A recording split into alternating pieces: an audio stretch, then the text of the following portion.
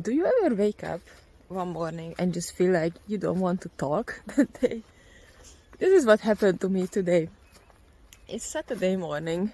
This week was a bit crazy, and yesterday was a lot of family stuff with my nieces running around and screaming and shouting, and but they're babies, and one of them is 3.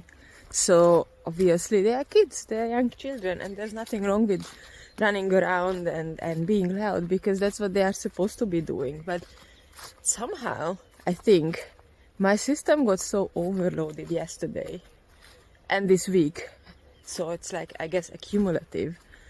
I got so overloaded that today I woke up and I was like, I don't want to talk to anybody and I don't want anybody to talk to me, because I don't know, my it's like, I guess, sensory overload, or I don't know what you call this exactly, but I just feel like I just want peace, quiet, and some me time when I don't need to react to other people and I don't need to be responsible. And that won't happen because things, it's life and things will continue, but I think I can take some time off, and there's nothing wrong with it, it's life.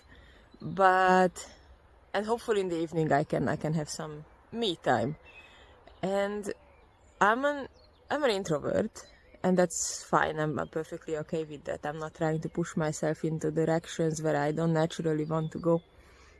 But I was just thinking that it's so important to try to find a time where I can just be on my own and do things that charge me up, because I can't just be on all the time. And actually this week I experienced this a lot, this being on all the time. Like, I mean, probably I told you this, I'm a digital nomad. I move around a lot, and Davey, who's my partner, we live in all sorts of different environments, so our environments change a lot.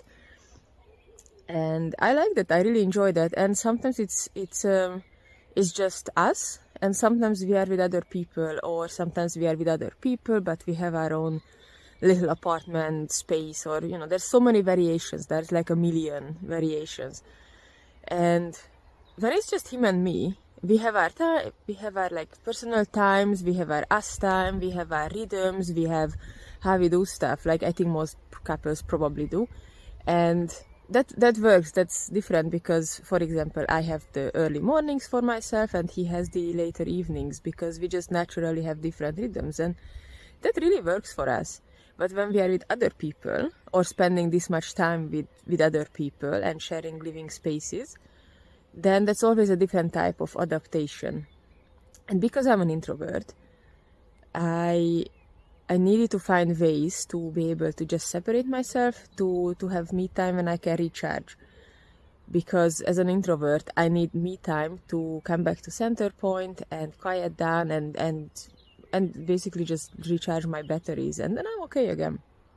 And because this week was so crazy and so intense, I really just woke up and I'm like, I don't want to talk to anybody. And probably after having coffee and breakfast, that will be different, and I will come up a little bit with my levels. Breakfast is very important, of course. That's like the basis of my day. And I'm pre-breakfast. I just wanted to come out and enjoy this beautiful sunlight and the air and, the nature. And this is before most people come out with their really giant dogs that are not on leashes oftentimes, even though it's illegal to not have them on leashes, but it's a different subject. So this new morning habit is awesome, and I'm enjoying it. It's also peaceful and quiet, and I can listen to the trees, and there's a lot of birds. They all help to recharge. And yeah, I'm talking now, so there is talking.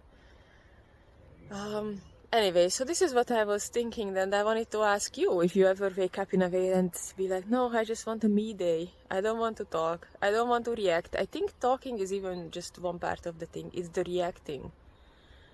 Being with other people means reacting, and there's absolutely nothing wrong with that, obviously. Like, I have no issue with that. But when I'm tired, then somehow the reacting part to other people, what other people say, and I need to this sounds really weird, but sometimes, and maybe it's because I'm also living my life in two languages and I'm changing back and forth, but I'm sure there are a lot of people like this. So if you are like this, I would be curious to know if shifting between languages quickly, does that make you more tired? Like, I'm used to it by now, but sometimes I still notice that when I'm really tired, it takes me a little bit of time to figure out what somebody said, what that means.